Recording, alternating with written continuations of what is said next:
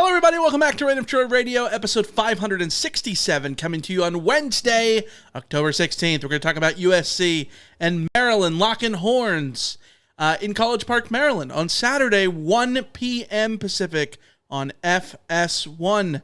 As always, you can follow us on Twitter at Rant of Troy, like us on Facebook, facebook.com/Rant of Troy, email address at rantoftroy@fanside.com, and our phone number, 818-643-7227, Second Whisper and Show.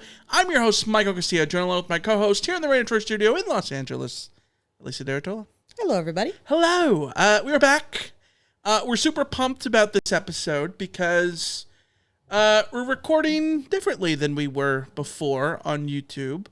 We had a bunch of weird little video blips, so we're recording in-house now. So hopefully everything goes smoothly.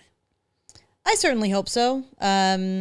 We will have to find out. We won't know until we know. Mm-hmm. But hopefully everybody can hear us and see us, and hopefully I can get the chat to work. So, is it not working for you? Well, it's now. I thought it was maybe frozen. But Rama Murdy says came no in. Intro music, yeah. Rama Murdy came in with no intro music, which tells me that it is not frozen and that it is working for me. So that's exciting.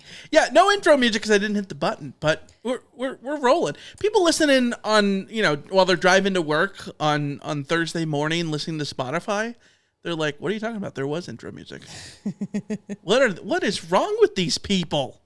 Anyways, a lot of stuff to get to in this episode.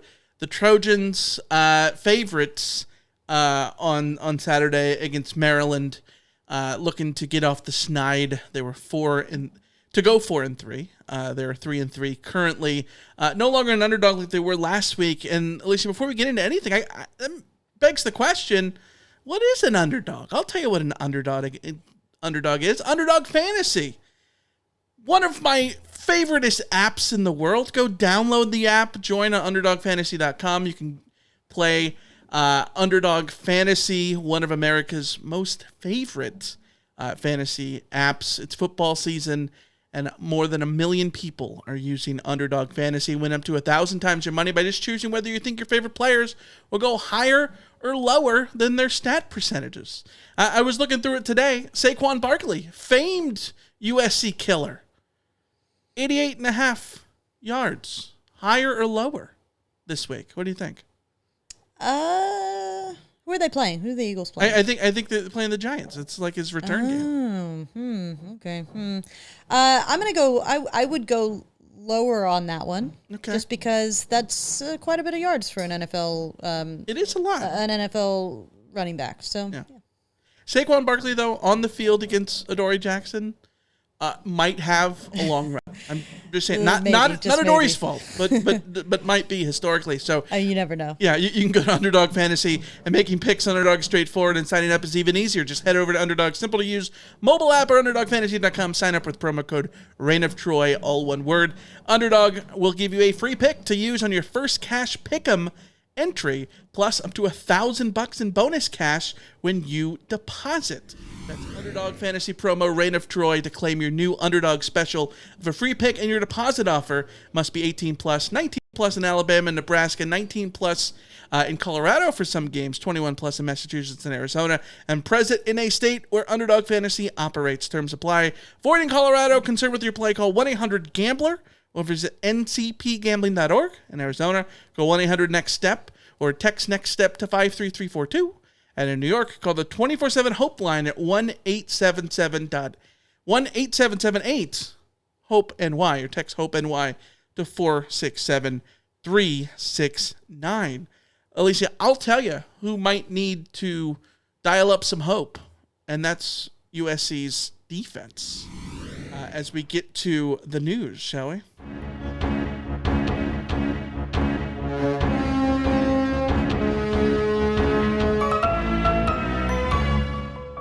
All right, bad news. One of these, not a surprise. The other one, sort of a surprise, I guess. The Trojans out with possibly two of the players that were most expected to be Havoc guys in the front seven for the rest of the season. Eric Gentry announced that he's redshirting because of his concussions. He made it clear in his statement that it's not about playing time. It's not about eligibility. It's not about anything but his health and the concussions. And yeah, that's first and foremost his top priority and should be. And Anthony Lucas is out for the season with a lower body injury. He's played in 6 games, so he won't be able to redshirt. And plus, he already redshirted before. So he still has, I believe, one year eligibility? Or is it 2? I think it might be 2. It should be 2. I think he redshirted at A&M, right? Am I crazy? Either way, suddenly... he played 6 games. He can't redshirt this year. Yeah, either way, he can't redshirt, which sucks. That ankle injury that he was dealing with against Penn State that seemed to get aggravated against Penn State that he seemed to pick up against Minnesota. It ends his season, and that's a big bummer because as much as USC hasn't been getting the kind of pressure that we've wanted to see this year, the kind of sack production that we've wanted to see this year from the edges like Anthony Lucas, he has been doing a really good job against the run. He's been extremely disciplined against the run and in the pass game as well. And the problem that USC now has, problem, but also just like the tricky thing for USC now is replacing Anthony Lucas with, young guys. Cam Fountain looks like he's going to be taken off the scout team and could be in line to play. You've got Braylon Shelby. You've got Solomon Tuliupupu. Like, you are now having to choose, I think, between the two things that Anthony Lucas was giving you a chance of sort of balance. Like, you can go with Shelby or someone like Cam Fountain and Sam Green and sort of be more aggressive towards the quarterback and maybe get more sacks. But those are young guys, and I don't know at this stage, maybe they can, but I don't know at this stage that you can rely on them to be fundamentally sound and disciplined on the outside like that, like Anthony Lucas is. Yeah. And then the alternative is you put Solomon Tuliupupu in there, and he's a veteran, sound, disciplined football player, but he sort of lacks that pop, that spark as a pass rusher. So either way you go, you're sort of giving something up when you no longer have Anthony Lucas. So it's a big loss, big bummer for him. And then obviously with Eric Gentry, we talked before about he's got to prioritize his health. 2 concussions in 4 weeks. I do not blame him at all for taking a year to make sure that his brain is healthy, and it's a good thing that Desmond Stevens looks good, pretty good out there. So yeah, it looks pretty good. How do you feel about Desmond Stevens wearing the 23? Looks great when he drops into coverage and picks a ball off, right? It's a good DB number. It is. It feels more like a nickelback than a linebacker. Sure, I can see that. I can see that. Yeah. So we'll see. We'll see how that goes with the Trojans on defense. There's no good side to losing somebody, but this is an opportunity for the other guys to step in with Anthony Lucas, and I think the pressure for the other guys stepping up is not as bad as it could be, because Anthony Lucas wasn't exactly productive, as are none of the guys on USC's defensive line. Combined, Jamil Muhammad and Anthony Lucas combined for a half sack thus far. Anthony Lucas had 0. So, obviously, big shoes to fill on the end.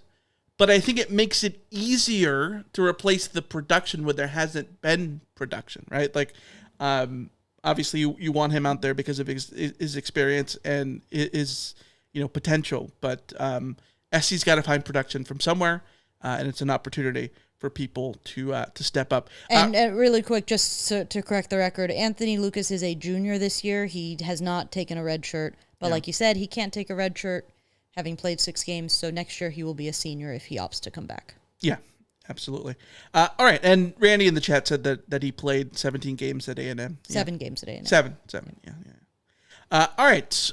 Let's get to SC and Maryland, the Terps. I'm calling this the Antoine Perez Bowl. First ever matchup between the Trojans and the Terps, as we put here on YouTube. Is it 3 trips the charm for USC on the road. Haven't won on the Big Ten in the Big Ten yet on the road. But I think the other thing to get to before we really dive into Maryland specifically, SC not great on the road under Lincoln Riley. 0-2 in the Big Ten, 7-5 on the road overall in the Lincoln Riley era, 4-8 against the spread. You and I yesterday were eating dinner, and I'm having the conversation with you about this, and I'm like, can you name the best performance from the Trojans on the road under Lincoln Riley? And I don't. Did you have a clear answer? Because I think there's one answer that I think is right, but like it's still not clear. Like it's not a great answer. There's like one okay answer that is not a satisfying answer at all, and that's and that's like Stanford in 2022, the first one. Yeah. And then like if you take just the first 3 quarters against Colorado in 2023, right, that would be the signature one. But then just the 4th quarter against ASU last year, like. Yeah. I was tabulating everything up. Like, you got the heartbreaking losses to Utah and Michigan. The upset loss to Minnesota. Close/disappointing wins that had no business being so close. Arizona in 2022. ASU last year. SC pulls away at the end, but that was a dogfight that had no business being a dogfight. Colorado, SC almost blows it. Cal, SC needed a 2-point conversion stop at the end to win it. Cal might be the worst win of the last century for USC. Arizona last year too. Arizona was a good team. Arizona, I mean, at least you can point to, like, they have Noah Fafita and yes, T-Mac and sure. all that. Like, what USC's defense let that Cal team do is, yikes. Yeah, absolutely. You do have the valiant close wins. Oregon State in 2022, UCLA in 2022. I don't think those are like embarrassing, disappointing wins. The Oregon State game was one that they pulled out of their ass, surely. But like, Oregon State's a good team in 2022. Like that isn't the same as Cal last year. You know what I mean? But yeah, the only comfortable win that SC had was Stanford. And if you remember that Stanford in 2022 game, I think there's only rose-colored glasses about that game because it was the second game in the Lincoln Riley era, and they didn't need to be perfect in that game, right? They weren't. They got turnovers in the red zone and all that stuff. And like I remember talking about in the CarCast, like this was the game where under Clay Helton they would have weirdly found a way to lose it. Yeah. But they didn't, and they won that one. But. Yeah, and here goes SC on the road to face the Terps. 3-3, coached by Michael Locksley. It's not Mike, it's Michael, according to the media guides from Maryland. And as a Michael, not that 4-letter word, I prefer this. I think it's great. I'm glad that Mr. Locksley is going by a name of dignity like Michael. It's beautiful. Love it. 6th year for Locksley. In College Park is 32-36. The Terps not ranked 52nd in FEI, 51st in offense, 47th in defense, 73rd in special teams. Jeff Sagarin has him 67th. This is a team that is 0-3 in Big Ten play, coming off a 37-10 jiggle bagging at the hands of the Northwestern Wildcats. Before we dive into the offense and the defense of the Terps, I think like SC played successfully in every game this season, but only has 3 wins to show for it. They have not been able to win at the end. They haven't been able to make the one play that puts them over the hump 3 different times, but they've played good enough to win in all 6 games. Like Maryland is what the doctor ordered. Are they not?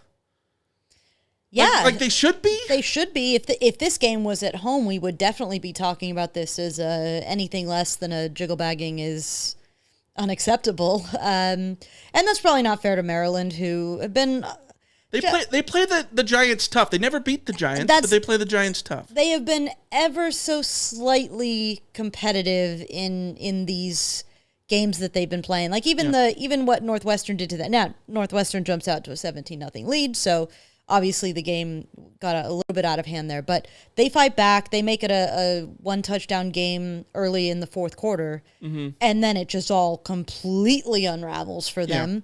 And then they end up losing 37-10. So it goes from 17-10 to 37-10 in the blink of an eye because of a fumble return for a touchdown on a sack fumble.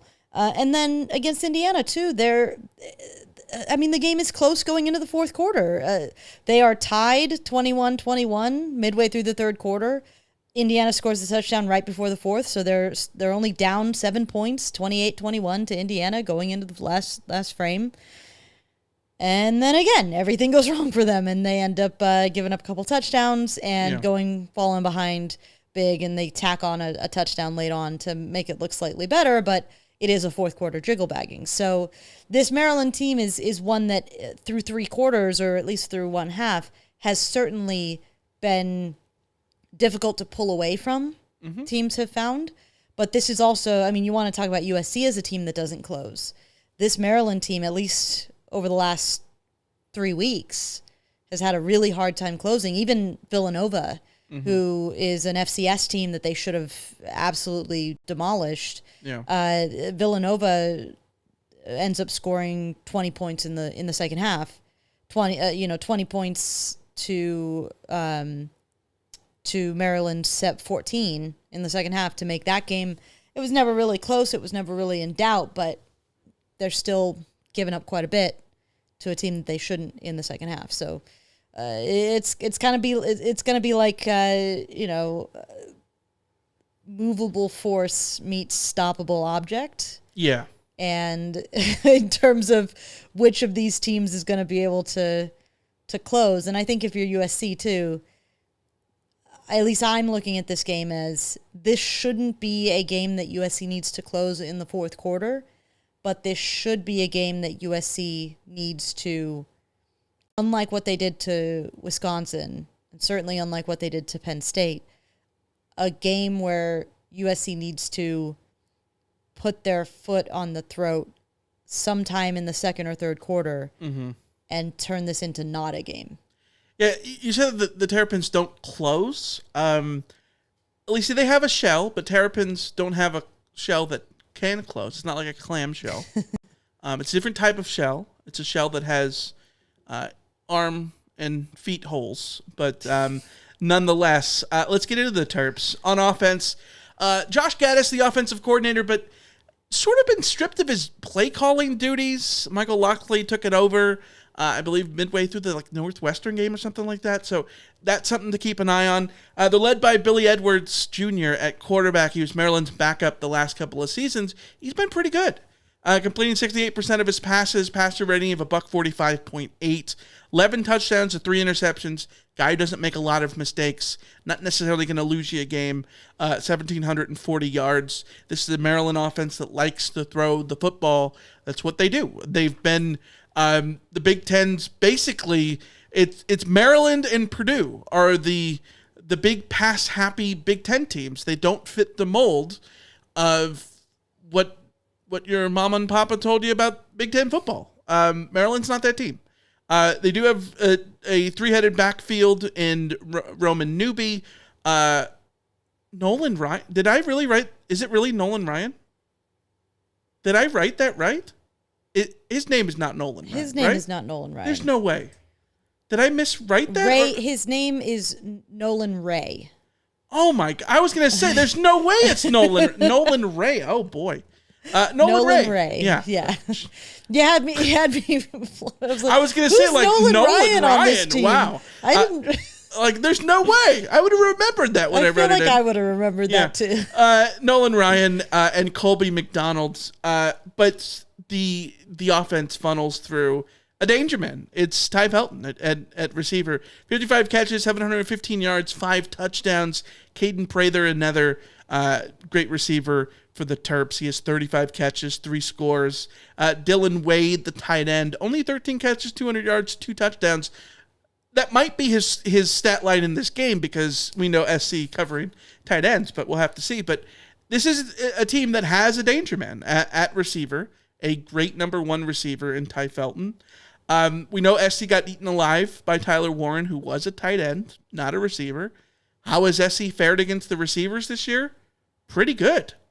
This is what each number one receiver has done against the Trojans. Kyron Lacey, 7 for 94 and a touchdown. That's not good, right? Like, those are good numbers. All of that was in the first half. None of it in the second half. Utah State's Jalen Royals, a guy who was really productive for the Aggies, came in the Coliseum, 6 for 47. That's fine. You contain him. Michigan's Samaje Morgan, 3 for 6. I mean, that was half of the completions in the game. So. Yeah. Wisconsin's Will Pauling, a prolific guy for the Badgers, came in the Coliseum and had 2 catches for 11 yards. He didn't do anything. He had a big drop in that game. Minnesota's Daniel Jackson had 4 catches for 36 yards a week after playing very well against Michigan. And Penn State's leading wide receiver, not their leading receiver, but the leading wide receiver, Harrison Wallace, 3 catches for 53 yards last week. So SC has not been beat by the danger man at receiver thus far, but Ty Felton might be the best of the bunch that they have to face. Yeah, just like last week against Penn State, watching that game, you just saw a whole lot of 44. You're going to see a whole lot of 10 in this game. And my hope would be that there were too many times where it felt like USC's defenders were a little bit late to recognize that, hey, that's 44. I better go get close to him. And that's why Penn State was able to complete so many passes to him. Aside from just the fact that they were targeting him short and getting him essentially extended handoffs and all that kind of stuff, the stuff they found downfield was late recognition from USC zone. So in this game, I want everybody on that field in white and gold and cardinal helmets or whatever to know where number 10 is at all times, because he's their guy. He's the obvious go-to guy in this offense. Obviously, I think they have some other guys that can take on the role of the USC killer that, you know, Tyler Warren was going to be the obvious guy that they were going to try and utilize. Penn State was. Mm-hmm. But we've seen in the past, like, the tight ends at Stanford or Utah have always gotten more run against USC than others. We've seen other tight ends who came up with huge games because maybe USC was paying too close attention to wide receivers. In this case, you can't necessarily assume that you're gonna be able that someone like Caden Prather isn't gonna pop out of nowhere and catch a touchdown. Seems like a red zone threat for them that they really like to go to in the back of the end zone. And then obviously the tight end, as you mentioned, Dylan Wade, he's got great hands. He's the receiving tight end. The starting tight end is technically Preston Howard, number 85, who seems to me more of a blocking tight end. He will go out there and catch passes, but he's not the pass catcher that Dylan Wade, number 0, is. He's a guy definitely to watch out for, because if I had to guess in this game, knowing what USC will know going in about Ty Felton being the go-to guy, and hopefully USC game planning to limit his production, I would not be surprised at all to see Dylan Wade end up with some good numbers. I just think USC needs to stop him from having huge numbers, preferably. Yeah, absolutely. Speaking of, SC giving up yards to tight ends, and it's always tight end. The games in which SC has been burned and that you will live in your memory forever, the Tyler Warren game is going to be there, right? Dalton Kincaid, Kenyon Barner, Brant Keithy, I think. Brant Keithy, the Rogers brothers, Echimandu at Cal. Like, can you think of a guy who murdered SC from the receiving position? Like, there has been. There absolutely has. I'm not saying there hasn't been, but, like, I feel like the ones you remember are always the other guys. Yeah. Like, who's the go-to wide receiver that we all knew the name of going into a game that had the monster game against USC? I don't know that I can. I'm pulling up one. the top receiving performances. Of the, it's a lot of old ones. I mean, Dalton Kincaid's up there, but that's a receiver. Oh, Omarion Miller last year for Colorado. Okay, yeah, there you go. He's a up big there. game. Yeah, but he's also someone who wasn't the danger man going into the game. Yeah. Greg Dulcich was up there, but he's a tight end. A lot of these big receiver games are not necessarily, haven't been huge for SC in the way that the other positions have been. Yeah. Let's talk about the defense. Wait. Before we go on to the defense, we didn't really talk about Billy Edwards too much, the quarterback. Yeah. He's a good passer. He's a good thrower of the ball. He's not incompetent in that sense. So USC can't let him sit back there and just sling it to guys like Ty Felton or Caden Prather or any of the others. Mm-hmm. But the thing that I'm most worried about in this game is he's not a running quarterback, but he's one of those quarterbacks who is a willing scrambler, and they will use him on designed quarterback runs occasionally as well. But where I was really impressed with him was when the pocket is breaking down, him taking off and running and converting first downs that way.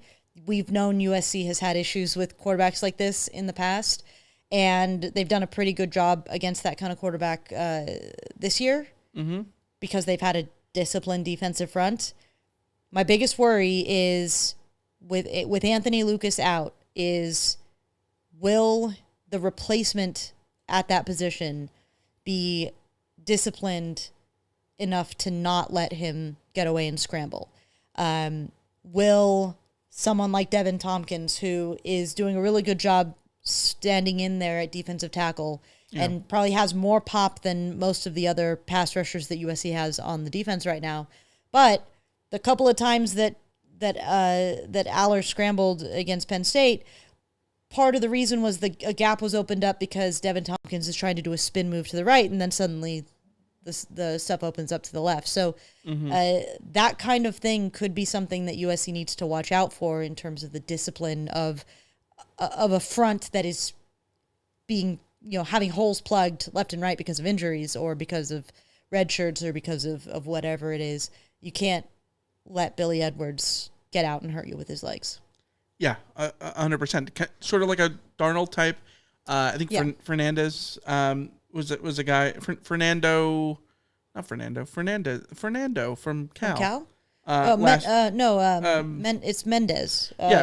Fernando Mendoza. Yeah. Yeah, he was someone that I think murdered SC with a couple of those scrambles. A guy who's not prototypical runner, but someone who can move with his feet. Doing a Darnold type, right? Yeah, doing what people would like Miller Moss to be able to do, and that's part of me wonders. I don't know, not to start that conversation again, but. Oh, you on the Mailbag train? No. I think Miller Moss can do more of that kind of running. We saw it against Wisconsin. Exactly. Yeah. I don't think that I guess what I'm saying is, as I was watching Billy Edwards, I didn't get the feel that Billy Edwards was any more athletic than Miller Moss. He's bigger than Miller Moss, so maybe that's part of it too, or at least he looks bigger. Yeah. But I think Miller Moss could run the way that Billy Edwards runs if the opportunity presented itself and if he chose to, but that's not where his brain is at, I think. So I think it also helps that Miller Moss is someone who likes to throw outside of the pocket. Yeah. He's not someone who's looking to run in that instance. Miller's looking to throw the ball. Yeah. All right, let's talk about the defense. This is the Maryland defense. It's sort of like a 3-3-5, spoofs a 4-2-5 because they do have an edge linebacker. DC is Brian Williams. Kind of an interesting defense because the defensive line really doesn't create havoc. They're 118th as a team in tackle for loss, 81st in front seven havoc. The starting defensive linemen have all started at all 6 games. Quashawn Fuller, defensive end, Jordan Phillips at nose tackle, and Tommy Akinbusete at defensive tackle. They have combined for 3.5 tackles for loss, 2 sacks, and 42 tackles. A lot of tackles there, but not a lot of negative plays that they're creating. Aking Basote is sort of the best productive guy, most productive of those guys, but the havoc comes off the edge. Kellen Wyatt at the edge is the jack linebacker, 6 tackles for loss, 3 sacks. It is interesting, though. We talk about this, front not producing for the Terps. For comparison's sake, USC starting defensive linemen have 1.5 tackles for loss, so 2 fewer. So they're not, any better in that sense. But as a whole, Maryland's defense, not great. Giving up a lot of plays on the back end, especially 15th in pass defense, 16th of the Big Ten teams, 15th of 18 in pass defense, 16th of 18 in total defense, 16th in scoring defense, 17th of 18 in tackles for loss. They're number 2 in the Big Ten in interceptions with 8. But like I said, they're very much prone to giving up big plays, which I think is going to be interesting because SC's offense isn't exactly explosive, but Maryland against the pass, 103rd in passing play, explosiveness on defense. Dead last in the Big Ten in 20-yard passes, 30-yard passes, and 40-yard passes. Maryland has 7 40-yard pass plays allowed. No one else in the conference has more than 4. That's been a challenge for SC, has been to move the ball downfield in the pass game. Will they be able to? I don't know. It's going to be a big question mark. This is the defense on the back end. I mentioned the interceptions. Jalen Husky, 3 picks. Glendon Miller, 3 picks, 25 tackles. He's really active back there in the secondary, and it's going to be interesting to see how this bodes for SC's offense, because SC's offense is good. We know that they're good. They're not a great offense. They're very good, more than capable of scoring their fair share of points. They love to shoot themselves in the foot, but when they're not shooting themselves in the foot, they're moving the ball effectively. They're running the football well. Will this be the opportunity for the pass game to open up? I don't know. I know a lot of SC fans want SC to run. So it's an interesting matchup in that sense.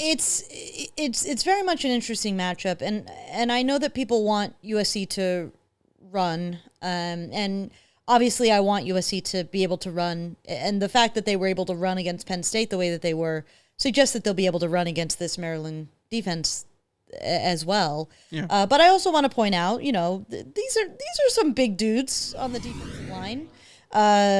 Aking Basote, number 7, is 316 pounds. Jordan Phillips, number 8, is 320 pounds. They've got some beef up front, the kind of beef that USC doesn't have, the kind of beef that USC aspires to. Yeah. So it's not going to be necessarily an easy matchup for USC's interior to move those guys to create opportunities in the run game. So that's one thing to consider, and then the other thing to consider, also Ruben Hippolyte, in addition to having a kick-ass name, number 4, the linebacker, he's a good linebacker. Like he's a big, strong dude who is a sure tackler who doesn't necessarily get beat in space either. He's got some quickness there. He was on a bunch of the Butkus Award watch lists and all that kind of stuff going into the season. So they've got good linebacker play, pretty decent linebacker play at least. The thing is, this secondary, the stats ain't lying, is what I'll say. The stats ain't lying. I watched at least the extended highlights, if not the condensed game from all of their games this year, and they've had some injuries in the secondary, and so they've been sort of mixing and matching a little bit with the guys that are out there. But I can say I didn't feel like the secondary against any of the teams in any combination was particularly impressive, certainly against the long ball. If USC isn't slinging it down the field to Jacoby Lane on fades in this game, then I don't know what they're doing. Like when you think of a Jacoby Lane catch, at least when I think of a Jacoby Lane catch, I'm going to assume that everybody else is the same. Like, what do we all think of? Can I describe paint it. the picture? Yeah. Miller Moss drops back to pass, looks right, throws right. It's on the right side. And it's either a contested go ball or it's a post in the end zone. Yeah, those go balls, that should be, Jacoby Lane should eat people alive, because that's where this secondary has been eaten alive all season on that particular ball, specifically to the right. So they've been beat to the left, they've beat over the middle on posts as well. They find a way to get beat long, and it's not just, the first game I watched, Kevis Thomas, number 25, was getting torched, and I was like, damn, like, what I was sort of looking through their depth chart going like, he's not supposed to be starting, so like, who's injured, what's going on? And then I got through more games, and it was like Jalen Husky, number 22, scene of the crime. Dante Trader Jr., the safety, scene of the crime, although he's, believe, injured, and I'm not sure he's going to play in this game, so that's one thing to watch out for. But Perry Fisher, number 20, corner, scene of the crime. The Glendon Miller, the nickelback who you highlighted with the interceptions, was more rarely hit on those kinds of plays. Seems to be, at least from what I've seen, their best defender in the secondary.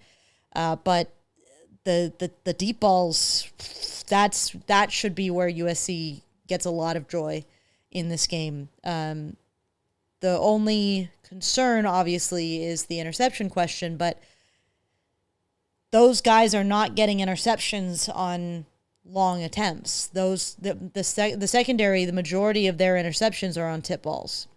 Not necessarily tip on the line, balls that are tipped in the short to mid-range passing game that sort of go tip and into the arms of somebody else. And Glendon Miller seems to be in the right place at the right time all the time. That's why he has 3 interceptions. Ruben Hippolyte has one that was really impressive, that it was, again, just a ball that got tipped up and he got it on the sideline. So USC receivers need to make sure that they are catching the ball and not tipping it in the same manner or Miller Moss not putting it too high that it gets tipped because the ball can't be caught in the fashion of the end of the Penn State game. Yeah. But aside from the fact that these DBs are quite good at being in the right place at the right time for those moments, this secondary, not looking too hot. Yeah. Let's continue on talking about this game by going to our over under and prepping for some predictions there. Well, don't we? So you're going over. I'm feeling bold. Give me that over. I got to take an under here. I got 3 unders to take. I'm going to do an under here. All right. Going into the season, I got a lead. I got to keep that lead, 2-game lead on you. We'll be throwing the link into the chat here on YouTube. If you are listening to us on Apple Podcasts or after the fact, be sure to check the podcast description or the video description on YouTube and click the link and play along as well. Alicia, what's your first over-under? What do you got? We're going 50.5 Maryland 4th down conversion percentage.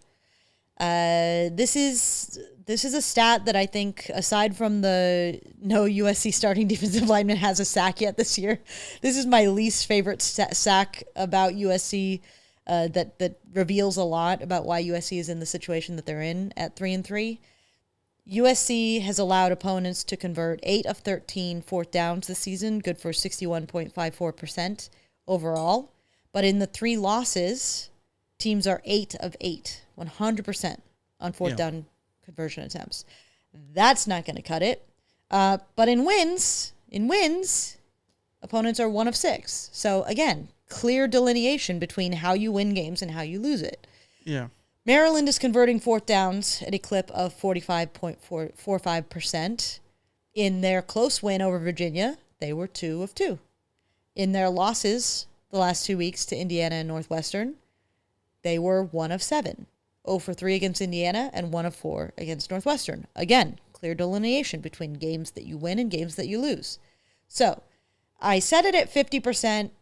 Basically, it's 50% or over. 50.5. Yeah, 50.5. So 50% will be the under. Yes. Because in my head, I was like, if they're one of two, that's an under. That's an under. That's fine. Okay. If they're 2 of 2, that's an over. If they're 2 of 3, that's an over. You know what I mean? So Right. Yeah. I am going to take the under. I think that if you would have put it at 49.5, I would have taken the over. 50.5 gets me the under because I think a 1 of 2 situation, 2 of 4. I think that sort of like split the difference there. I'll go with that. I think SC is due for a 4th down stop.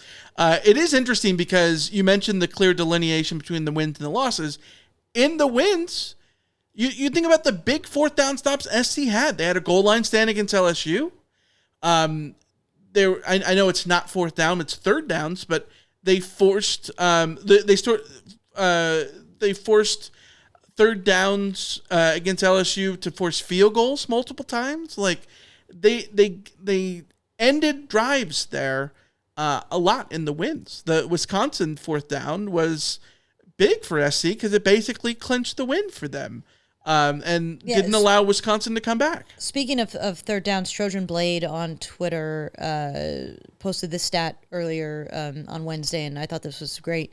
USC currently has the 4th best 3rd down defense in Power 5, 19 conversions and 70 attempts for 27%. That's pretty great. Like that's what gets you to creates a winning defense. But when you're giving up 60% 4th down conversions, that's how you waste your 3rd down stops. So. Yeah, it was interesting. We got a bunch of mailbag stuff, so I want to go quickly through this. But when I was looking through sort of the advanced metrics and stuff, the SC's success rate on defense is bad. It's not good, and I find that fascinating because I feel like SC forces teams to be behind the sticks pretty often. Oh, but see, my perception is the opposite. But more so, like I think USC does a spectacular job of not giving up third and shorts. Well, 3rd and shorts, but also the number of times that it's 3rd and medium and they get a stop is what I'm thinking of. More so, like SC is so good on 3rd down, and yes, they've given up a fair bit of points. They've given up their big plays, but I feel like SC's reliability on 3rd down should mean that their success rate is better than it is. But, yes, for sure. It makes sense. The 4th downs certainly don't help, even though it's a few. All right, let's go to my first over-under, which is 3.5. 3.5 USC tackles for loss. The Trojans had just 7 in their last 3 Big Ten games. 2 against Wisconsin, 4 against Minnesota, 1 against Penn State. Meanwhile, Maryland has allowed 8. Per game in the Big Ten. Per game. Dead last in the conference. Northwestern had 9 in that jiggle bagging last week. We know that there's no Eric Gentry. There's no Bear Alexander. There's no Anthony Lucas. There's no Cedric Ellis. There's no Leonard Williams. There's no Sua Cravens and no Chenna Nwosu. Who's going to get the tackles for loss for SC? I don't know. But the line is 3.5. Yeah, it's tough when you name those guys that USC is missing. But I'm still going to take the over on this one, specifically because I think that USC, well, number one, I was not that impressed with Maryland's offensive line. I thought their tackles looked relatively vulnerable at times. So I think that the younger, flashier defenders that USC is going to have to rely on in this game, while I do think they're probably going to have a breakdown or two more than USC is used to having. Sure. I think there's a distinct possibility, especially because you think about Anthony Lucas playing the last 2 games with a bum ankle. Like, it's hard to get any real pressure when your ankle is, in danger of giving out at any moment, the way that his ended up giving out. So I think that like Braylon Shelby and if we do see Cam Fountain, Sam Green, those guys, they might bring that little bit more aggression that gets USC a couple more tackles for loss, even though those tackles for loss are probably maybe undone by a mistake from one of the young guys. But that's sort of what you live with. I like what we're seeing from Devin Tompkins as far as his growing role on that defensive line, on that defensive front, and his ability to use a pass rush move or something to get into the backfield quickly. Yeah. And I think we're going to start seeing USC that pay dividends from Devin Tompkins. So I'll take the over on this. I'd understand why I understand why you set it as low as you did, given the 8 per game that Maryland is giving up. But I feel pretty confident in the over here. Yeah. All right. Let's go to your next one. What do you got? All right. We've got 6.5 20-plus yard USC pass completions. Maryland is last in the Big Ten, allowing 20-yard pass completions. They've allowed 25 this year. That's 119th nationally. As you talked about before, the secondary gets beat long. And it's not just because they've played explosive passing teams. Like Indiana is an explosive team, but Northwestern is not, is the anti-explosive. Michigan State is middling. Virginia is middling. UConn is middling, and they all had success going deep against Maryland. USC hasn't been particularly explosive, but I think we can all agree that's not the situation that USC wants to be in, or the situation USC should be in given the talent they have. USC is 7th in the Big Ten, 49th nationally, with 21 pass plays of 20-plus yards. Indiana had 7 against Maryland. USC's most explosive game this year was against LSU. They had 5, but 3 19-yard gains that were just shy of that 20-yard mark. So 6.5, 20-plus yard pass completion. This is a quick under for me. I think SC has the capability, and I think that it will be very good if SC gets the over here to show that the explosive pass game is there. But it's the under. SC has not been explosive in the pass game. So no, I'm not going to take the over on that. Give me the under. All right. Let's go to my second over-under, which is over-under. Buck 141.7 Miller Moss passer rating. He has a season high of 172.4 in week 1 against LSU, but in Big Ten play, he's down to 122.4. That's under par. We've talked about it before. Par is basically like 140 in college football these days. So 141 is the line, which was his rating against Wisconsin. He's got 5 interceptions in 4 games in Big Ten play, which certainly damages passer rating. Not all of those are his fault, but the ones that are damning for the Trojans, like the one at the end of the Penn State game, surely. In Big Ten play, Maryland is allowing a passer rating of 163.5. Curtis Rourke of Indiana went 175.9 a couple of weeks ago. Maryland's susceptible in the pass game, so over under 141.7. I like the over here specifically because this is a team that doesn't get a lot of pressure, or doesn't get a lot of sacks on the quarterback. Their pressure is like USC's; it just takes a little bit too long to get there. Yeah, and that allows deep pass plays to be successful. I think that Miller Moss is finally going to have some time to throw, given the growth of the offensive line over the last few weeks, and should be above 140 easily. All right, let's move on to your last over-under. What do you got? Okay, plus 6.5 point fourth quarter differential for USC. So USC in the fourth quarter is plus a touchdown or better compared to Maryland. Does that make sense? No, it makes sense. Okay. Yeah. So in the last 2 games, both losses, Maryland has been outscored 48-24 in the second half. Indiana scored 21 unanswered, and Maryland added a garbage time touchdown at the end, so it's even worse than that number looks like. They've also been outscored 34-7 in the fourth quarter. Northwestern was 20-3, Indiana was 14-10, and again, 7 of those points were in garbage time. Maryland's fourth quarter passer rating is 129.00, and the yard per carry is 2.44, both lows for any quarter of play that the Maryland has on offense. And on defense, their opponent passer rating is 163.4 in the fourth quarter, which is the highest of any quarter that Maryland gives up. Unfortunately, USC, in their last 2 games, both losses, USC has been outscored 41-17 in the second half, plus overtime. 27-7 in the fourth quarter and overtime is the mark for that last period as well, which is again terrible. Minnesota was 14-0, and Penn State was 13-7. So, and then USC's fourth quarter passer rating is 120.99, which is the lowest of any quarter. So again, movable object meets stoppable force. Somebody's going to have to win the fourth quarter here. And given, I think that USC should have a talent advantage in this game, should have just an advantage, as I think USC is a better football team than Maryland at this stage, despite their records looking similar. So I'm going a little bit bullish with that fourth quarter differential, but USC needs to start showing that they can win a fourth quarter, which is something they did previously in the season. Isn't that the weird part? Like the 2 first weeks 3 ago, games. we were talking about how SC was like outscoring teams in the second half, like 80-something to 17 or whatever the number was. Like, it was crazy. Yeah. Second half team. Yeah, and that's not been the case the last 2 weeks. I'm going to take the under. I think 6.5 is just too big of a line for an individual quarter. So I'm taking the under. I could see either outcome here.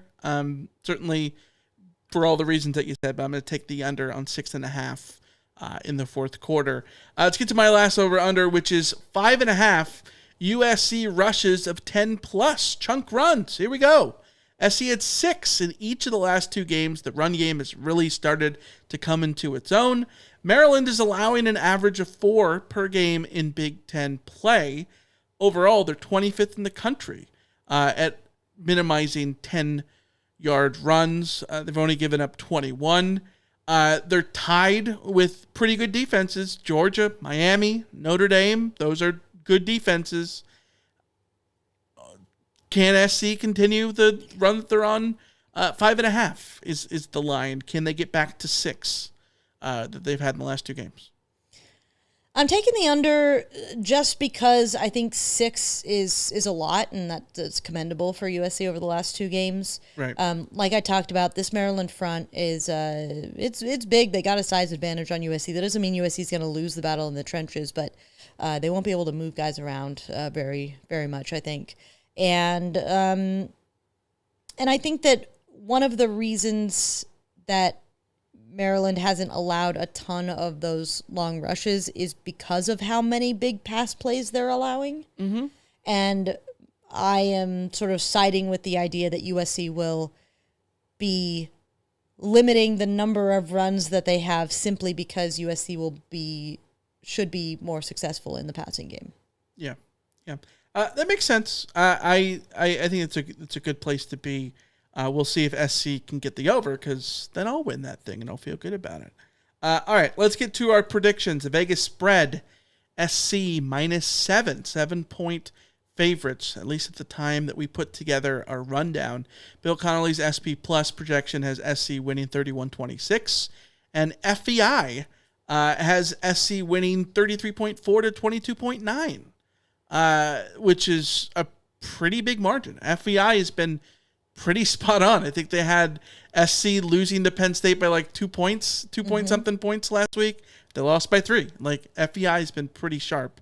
Alicia, what do you got? I'm going USC 37, Maryland 20. Wow. I am sticking with the idea of USC having a 20-point defense.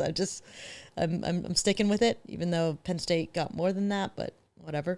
And I'm bullish about USC's offense in this game. I may be too bullish, but the USC that I saw against Penn State the offensive line certainly can have a game where they dominate, where the offense dominates against a defense like this. So yeah, I think USC should be looking to win big, honestly. Yeah. You know how the brain is split into 2 lobes, the logical side and the artistic side, the creative side, whatever? I have 2 lobes. One of them says SC has played good in all 6 games. They've played very good in all 6 games in pieces. They've played a great 60 minutes against Utah State. They played in pieces very good in every other game. Penn State, they were very good for long stretches. They should have won that game against a top 5 team. And it would have been a very impressive win. And SC would be sitting here with 2 top 10 wins, something that's, I don't know, can anybody else say that in college football right now? Like, and you'd be feeling good about the Trojans, and because of how they've played, they've run the ball well. The defense has been much better than last year. They're getting better. We talked about last week was their best game as in a performance. If you did not look at the score, but obviously the score is what you're judged on. So that lobe is like, yes, SC finally faces an opponent that is closer to Utah State than anybody else. And I'm not saying that Maryland's bad. They're not bad. They're not a bad team. They're a decent middle of the road team in FBS. They're better than Utah State by a landslide. They play team stuff. But they are closer to Utah State than Penn State in the sense that this is a team that where SC should be able to get a comfortable win. Mm-hmm. The other lobe is like, dude, SC doesn't play well on the road. We talked about it. The only time that they really played well on the road, like in a comfortable win under Lincoln Riley, is the Stanford game in 2022. Yeah, they had the good win against UCLA, but like that was a crazy shootout. Like that, it was a good win, that feel good win against a good team, but like it wasn't a comfortable win, right? This against a lesser opponent should be a comfortable win, even though it's crazy to say a lesser opponent. They're both 3-3. But I have trouble seeing SC truly take the wood to Maryland just because of all those reasons, and because SC plays a million close games, even though they should be able to win comfortably. So I'm going to say 30-21. I know that that's still an SC cover, but I don't feel that great about, like, I feel good about SC's chances. I just think the score will be closer than maybe the play will be. Mm-hmm. Does that make sense? Yeah. Because we got to see SC prove it more than anything. So, yeah. All right, let's take a quick break and get to the mailbag. You've got mail. All right, let's open up this mailbag and a bunch of stuff. Start with a Discord message we got from Darlene. Do you think the coaches can adjust better to no PI penalties being called when USC is on offense? I was disappointed, but not surprised at the end of the Penn State game, no calls, because I felt it had been established that the refs were not calling anything, correct or not.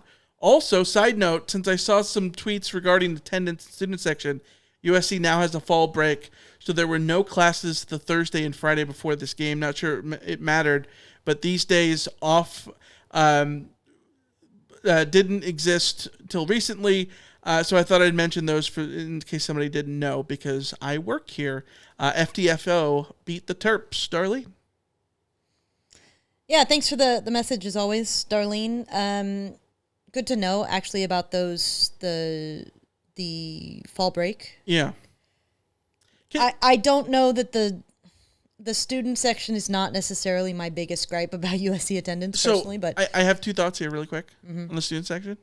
I agree, it's not my biggest gripe, but they've made the student section so massive that I don't think SC can fill out the student section. Yeah. And that sounds crazy, but the student section is just so huge that it's difficult for that to happen. Mm-hmm. Secondly, until you actually go to USC, I don't think you realize how many people on that campus do not care. The vast majority of college students across the country do not give a crap about football. And they give a crap about football when their friends give a crap about football, and their friends bring them to games when USC is winning, and whatever. I have a hard time saying the majority. It's not the majority, but like there's so many students that are international students that don't haven't followed college football their whole life, or they're there to play school or whatever it is, right? Like there's all walks of life on campus, and not everybody is into college football. Yeah. And I think that's why the student section is sort of hard to fill out, on top of not being able to have, or on top of like a fall break. The student section isn't my problem with the attendance. No, that's isn't. all I'm going to say. Me as for the other question, I don't think that you can. I don't think that you can necessarily coach for missed PI calls. Like, missed PI calls are just going to be missed PI calls, and I think the only thing that you could say to Miller Moss there is put the ball in a more dangerous spot so that your receiver might have a chance to get it through. But are you really going to look at your quarterback and say put the ball in a more dangerous spot? I don't know. I think that I can't remember where I saw it, but they were talking about how like the issue with Miller, one of the issues with Miller right now is that he is trying to be too perfect, and that there is merit in trusting your receiver and just getting it closer to them. But I also, I don't know. That's a tough call. I don't know that you can adjust on offense. I think on defense you can tell them to be a little more handsy. Yeah, but that can backfire pretty hard. I think it's tough. I think that maybe they should be more physical and more handsy on defense if that's what the standard of play is. But there's a slippery slope there. You can probably coach the receivers to make contact more obvious, I guess. That or like be handsy themselves too, because we've seen OPI called twice. I think one of them was a pick play. Yeah. The other one was a push off that Minnesota had. Yeah. That was sort of ticky tack. So yeah. I don't know. Email from Britt says 2024 Penn State loss equals 2016 Utah loss. As I left the Coliseum Saturday, I had a deja vu moment. While I was frustrated by the loss, I cannot say I was upset, and unlike last season, I had zero feelings of despair.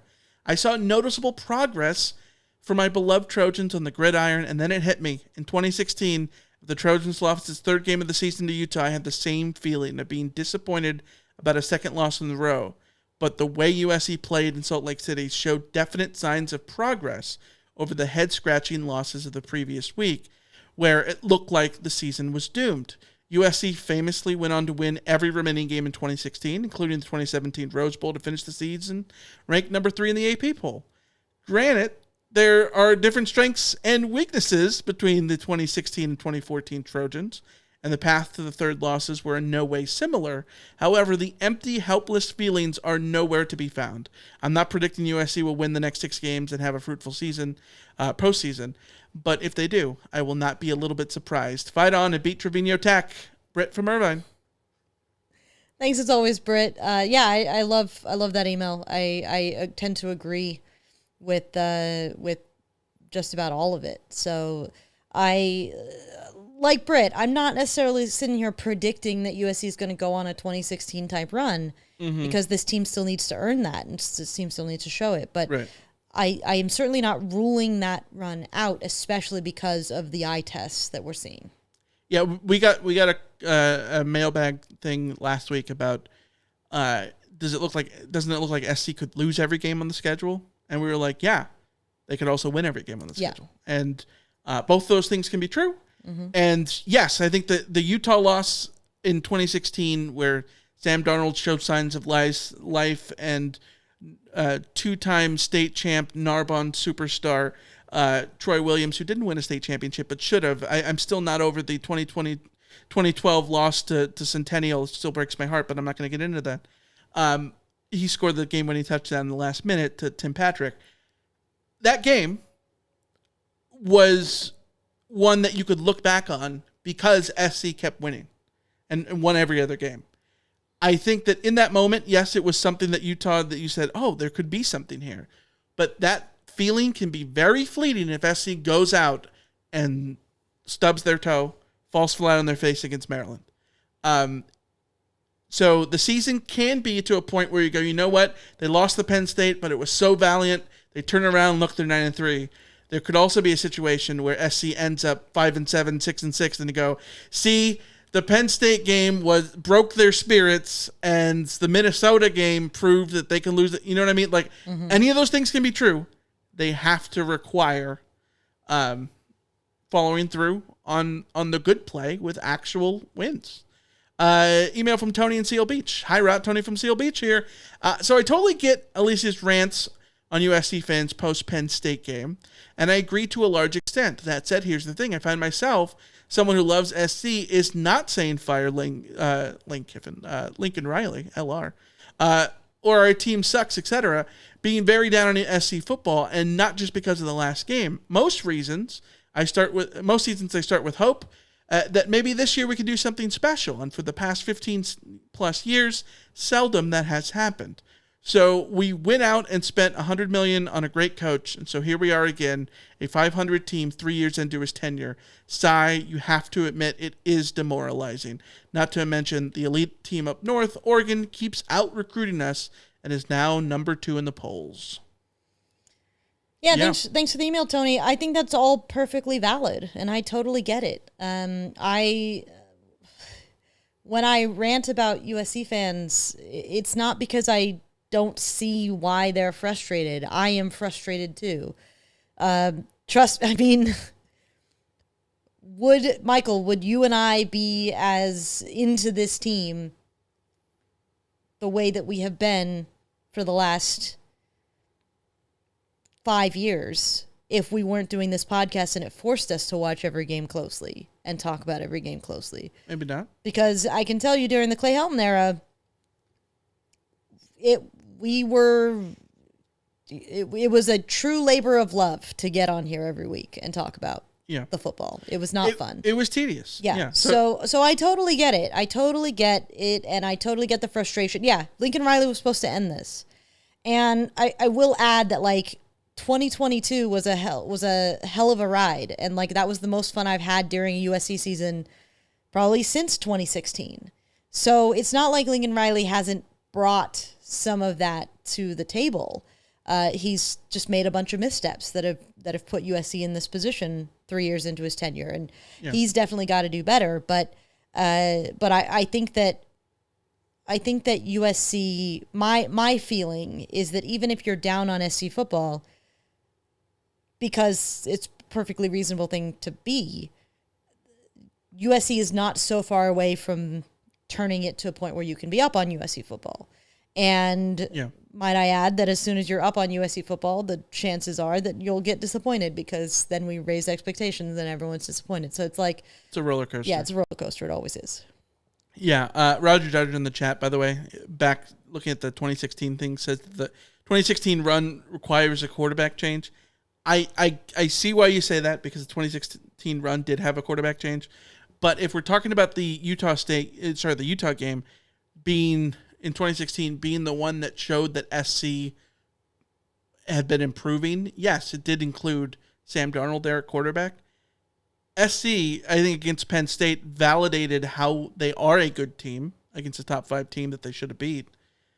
And they did that without making a quarterback change. So I think that sort of says that the quarterback change is not necessarily necessary. And I mean, here's where I'm at, putting my cards on the table. I go into this Maryland game expecting a lot from USC, particularly USC's offense, because I've looked at this Maryland defense and I don't see anything that that a Lincoln Riley offense shouldn't absolutely go to town.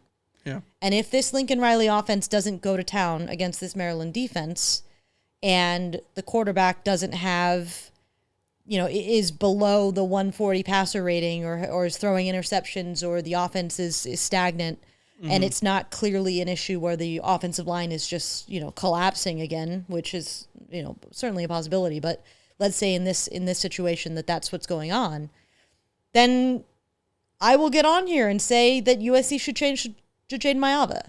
Yeah. Absolutely. I'm not going to bench Miller Moss for not lighting up Penn State's defense.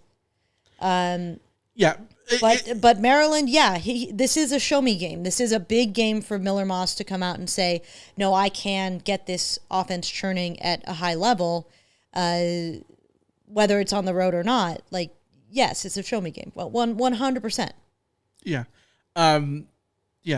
Absolutely. Let's move on to a email we got from Jason. In what areas would you like to see Riley improve? Hey guys, thanks for the episode after the Penn State game. Sounds like the YouTube comments get a little out there. I listen on Apple Podcasts. Like you, I have no desire to get rid of Riley. However, I would like to see him improve in a few key areas, like his pressers. The arrogance is a little off-putting. Clock management has also been questionable at times. I don't know enough about recruiting to know where he ranks there. Anyways, what one area would you each like to see him improve in? Thanks, Jason.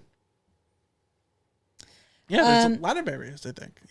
Yeah, I mean, I will say Jason hit something on the head that annoys me about Riley. It annoyed me about Kiffin. It's annoying when coaches don't just take it on the chin and not make a deal. Like I think Lincoln Riley makes his life harder because of the way he treats the media. Yeah. I think Lincoln Riley makes his life and his job harder by being off-putting the way that he is, or dismissive, or restrictive, or all of the things that Lincoln Riley is.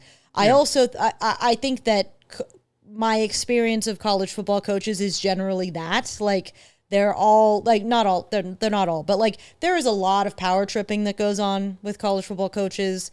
There's a lot. I mean, okay, there's a reason that Clay Helton stood out as the nicest coach that there's ever been, because the vast majority of coaches are not Clay Helton. And to a point, Clay Helton was too nice for his own good.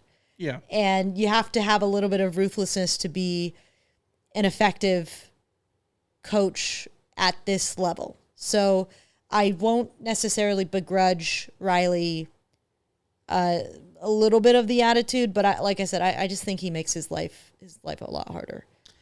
Yeah, I think the media stuff could be absolutely better. I agree 100%. I also think that this is not an excuse, but like the way he is in the media is the way a lot of coaches are in the media. Yeah. Like that's a lot of coaches are, and I'm not a fan of it, but it's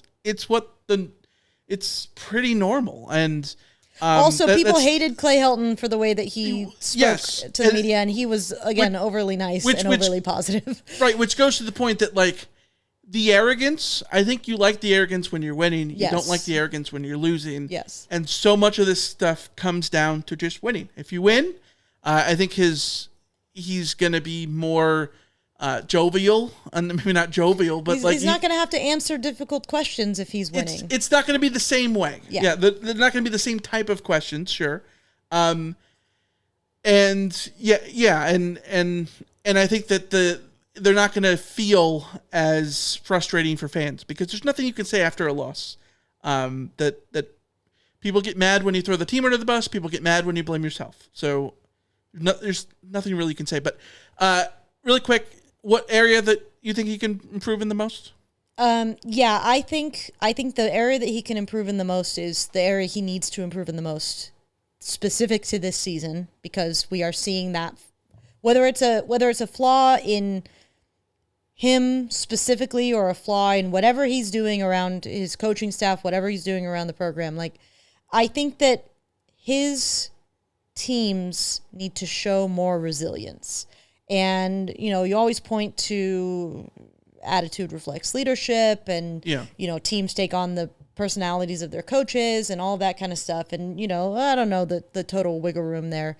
But I think that Riley, whatever it is, and I don't know, again, if it's directly him or whatever vibe he's giving off, like, his teams need to believe more in the end. I think about the way that, as a Liverpool fan, I saw Jurgen Klopp sort of, his essence was visible in the way that Liverpool would finish games. Yeah. And I don't necessarily see that in a positive sense from Riley. And that, again, if USC is going to win the games they need to win the rest of the way this season, they're going to have to figure that out. And Riley's going to have to figure that out. Yeah, the interesting thing is, I think this team has had resilience. I think that they got punched in the face against Michigan and bounced back. They got they had a big lead against Penn State. Penn State came back, stunned SC, put them back on the mat, and SC got back up and took the lead a couple of times in the second half. And, like, I think that is resilience. They're not resilient enough. And I think that, as Ron Birdie in the chat says, winning cures everything. Yeah, I think that if SC finishes off any of those fourth downs, then you say, yeah, they were resilient because they did X, Y, and Z throughout the whole game. But it doesn't come across as resilient enough when you don't win the game. Yeah. But I agree. I agree. I think the other thing that I would like to see improvement on is and it's timely this week, but I think the road game performances. Road games are hard. I'm the first person to say that road games are hard. Road games are where teams lose. It's normal to not play well on the road. There's a reason that home teams have an advantage, all that stuff. But SC has not won a blowout game on the road. And they've played a lot of teams they could have blown out. I'm not saying that they should blow out Maryland. But I would like them to have a performance in which they control from the start on the road. Would be nice. Let's go to a text message we got from the 405 area code. Feel like a damn Cowboys fan with how much I've complained about the refs, but holy bejesus, SC has a major bias against them. The stripy D-bags need to stop deciding games. The quality of the refereeing thus far this season has been pretty damn poor, but USC has played through pretty damn poor refereeing in the Pac-12 in the past, so this should not be a surprise. Yeah. As I always say about the refs, it's not bias, they're just bad. And USC's just on the wrong side of it right now. Yeah, and again, I think it proves that that the stuff with the Pac-12 was tunnel vision. Everyone focuses on what they experience and not see everything else. All refs are not up to people's standards. Wasn't just the Pac-12 the whole time. Email from Tom. Hi, Mike and Alicia. First off, as always, thank you for putting out another loss into perspective. You alluded to a couple of really good points in the CarCast, but I wanted to ask a more pointed question.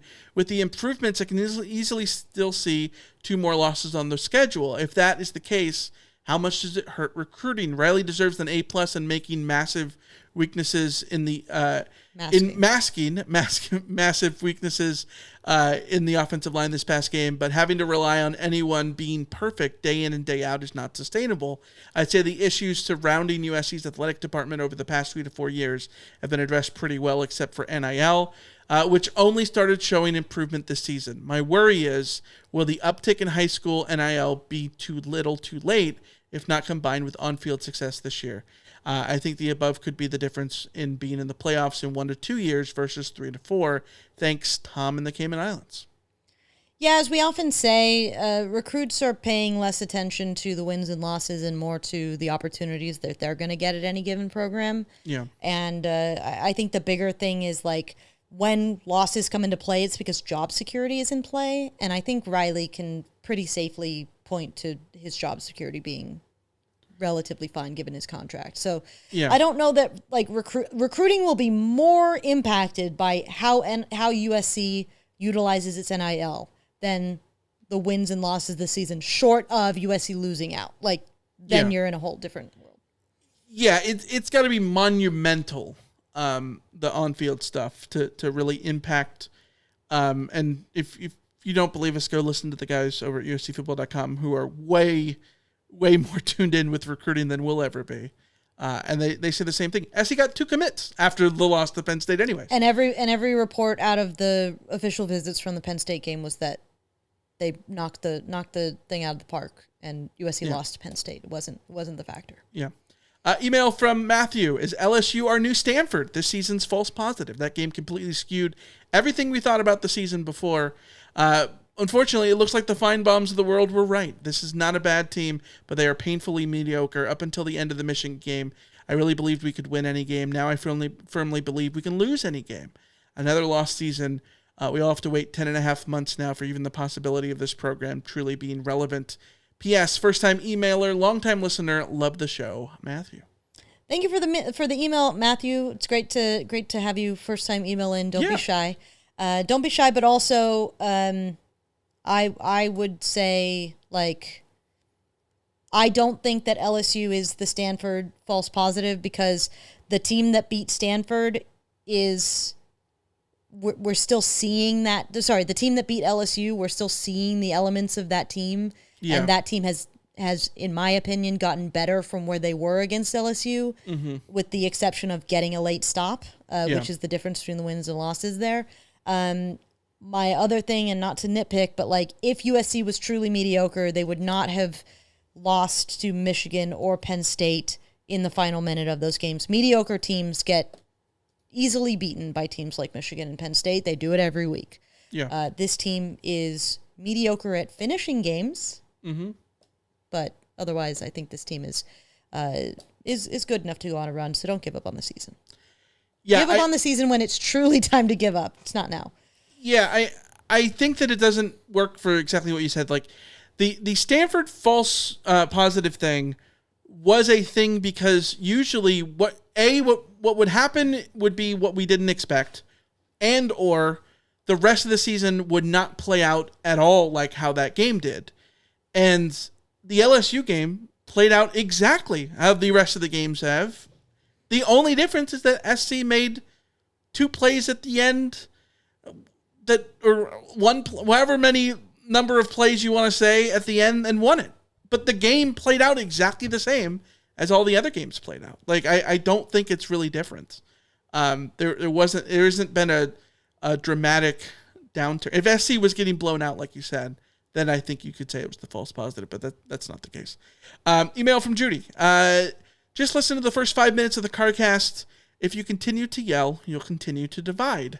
Yell at the refs, yell at them about the mistakes, about the poor clock management, yell about no coaches advocating for better calls, yell about the lack of a killer instinct, yell about no pass rush, but stop yelling at people who pay good money to buy tickets and often travel and overpay for everything at the Coliseum. Not sure I'll listen for a while. Sorry, I listen for information and SC fandom. I don't listen to get yelled at. So many ifs. You note the problem is they didn't. P.S. I went to the 2016 ND game. They sucked and were unlucky. Bad comparison. Find out, Judy. The 2016 Notre Dame games, she means. Yeah. Judy's a longtime listener. We really like Judy. So yeah, we've met Judy. Bummed. Yeah. I'm bummed that Judy, if you're listening now, we're big Judy fans. I'm bummed that you reacted to that rant the way you did, because here's my thing: is if you are a person who pays for USC tickets and travels and goes to games and all of that kind of stuff and are listening to this podcast, chances are you are not one of the people who are the problem. Yeah. And maybe I was sort of screaming into the ether because the people that I'm talking to are not the people who listen to this podcast, so I apologize for that. But podcasts are always the 1% of the diehards. The 1% of the diehards are the ones who listen to a podcast and get to games early and spend their hard-earned money going to games and all this stuff. And give a damn. Yeah, they're not the people that traditionally fly by the seat of their pants and have tickets for other reasons or whatever. Yeah. And again, USC plays Penn State and it's not sold out. That's not because of Judy, because Judy couldn't go to. I'm assuming she didn't go to the game because she lives not in Los Angeles. So right. That's not the fan I was yelling at, for the record. Yeah. Also, I do yell about the refs; they suck. And I do yell about the no pass rush. I've been bringing it up ad nauseum. So, I don't know. Let's go to John and Azusa. Hi, Michael and Alicia. In full transparency, I didn't watch the Penn State game because I was at a wedding. I know, fall wedding, sigh. However, I did follow the play-by-play on my phone. I was very disappointed, and honestly, I turned on Riley. At least from the play-by-play, it appeared that some mistakes reared their ugly heads again, and I pinned that on the head coach. As I was seething, I realized what has me so frustrated. Honestly, I can't pin it on Riley alone, but the last 2 decades of USC football have been very disappointing because of the incredibly dysfunctional athletic department. This includes some atrocious decisions from Riley and his current administration. I'm referring to the decision to keep Grinch and the conservative approach on NIL. As a longtime fan, I'm just tired of it. But I agree with you both that this team is going in the right direction despite the record. This team fights so hard. And I can tell Riley loves USC and wants to make it right. I do believe he will get it right because Riley has the offensive pedigree. He's overhauled the defensive staff. He knows the needs to improve on the lines to compete. I believe that we also have a competent admin in the athletic department now. It was probably foolish of me and other fans to expect we could undo 2 decades of incompetence in 1 or 2 years. With that said, as Michael said in the last therapy session, this feels like the first year of Pete Carroll. I'm hopeful we can win out and be the best 3-loss team in the nation, and I can't wait to see the growth of this team. Keep up the great work and fight on, John and Azusa. John, I've never seen an email that swerved so hard. Incredible. 2 paragraphs, decidedly different. Are they written by different people? Is it like John in Azusa and like John in Palmdale? I don't know. But I love this from John and Azusa because this is exactly sort of how I feel. Like, I'm incredibly frustrated with the dysfunction, and I think the dysfunction heavily weighs on the program now and the situation that they're in. You don't just turn around a program that was as dysfunctional as USC has been, even going to before Pete Carroll left. USC was not investing in the program the way that they should have, and USC's been behind the 8 ball and trying to play catch up the entire way. Yeah. And that's where I do feel some sympathy for Lincoln Riley. I also think that Lincoln Riley has made some big missteps that have compounded the problem, like with Grinch. Having said all that, I'm positive. I feel pretty positive about the direction of the program. So yeah, there's a Jekyll and Hyde situation with USC fandom. I'm with it. Hector says, "Hey guys, I'm watching USC recruiting targets all over the field in this Oregon-Ohio State game. It made me rethink about my depressing thought I've had since the offseason. I fear that USC is where it's supposed to be during this era. We are used to us considering USC a top 5 job in college football, but I think we have dropped to a top 15 job in college football. Tickets were reselling on the secondary market for under $25, and we couldn't fill the Coliseum against the top 5 team. We are recruiting classes between the top 10 and 15, but not top 5. We're in the NIL era, and we cannot compete for a top 5 class. Our only 4-star prospect on the offensive line in a while, aside from Elijah Page, is expected to flip to Colorado, of all places. Am I being too pessimistic to feel like this is unfortunately our ceiling during the NIL era? Thanks for all you guys do. Fight on, Hector." Alicia, before you jump in here, I want to offer a couple of thoughts. I think SC's ceiling is being the best in college football, the best program in college football, the ceiling. I do think that whether it be dysfunction, poor coaching, or just the reality of a million different situations, whatever you want it to be, more often than not, SC is the frustrating 15 to 20 team, top 20 team. And you look at throughout SC's history, and SC has decades of dominance in the mid-20s to mid-30s under Howard Jones, the mid-60s to mid-70s, really the late 70s, under McKay and then Robinson, the aughts under, or the noughties, as the Brits would say, under Pete Carroll. And that's great. Like, most programs don't have any one of those runs. But outside of that, it's a lot of this. Like, this is what SC is. I know people get frustrated that, like, oh, it's been, 15 years since Pete Carroll left and we just can't get back to that thing. I think there needs to be some sort of perspective, because before Pete Carroll, this is what it was, if not worse, saying all this stuff about getting back to McKay. Like, oh, we can't get back to the McKay era. The 80s were this. The 90s were this for a couple of years, but most of it was bad. Like, this, like, in the last 40 years, SC was really good for 7. There was a 7-year run where SC was very good. Every other year has been this. Between 1980 and 2001, there was one 10-win season at USC. Yeah. And that's not to say that, like, this is what SC deserves or should aspire to be. No, I think SC has the ceiling to be what Pete Carroll and John McKay had this program at. It's just, for whatever reason, because of dysfunction, internal corruption, ridiculous, what decisions, NCAA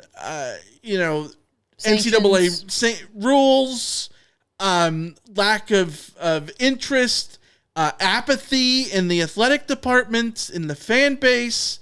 I know people make fun of the SEC for just means more, but it really does. It really does just mean less here. Like, for all the reasons that Hector pointed out, like the tickets are selling for $25 on the secondary market. That's embarrassing. Yeah. It does mean less here. And it shouldn't. But that's the reality of the situation, unfortunately. Here's where I'm at. I had a conversation with my dad recently. He was asking me something very similar. And my response, to sort of sum it up quickly, was basically that, number one, in the NIL era, you either need to have a rabid fan base that is going to like grassroots fund everything for you with your rich people who have money to burn, so desperate to win that they're funneling money into the program. And I don't know that USC's rich people are desperate enough to win.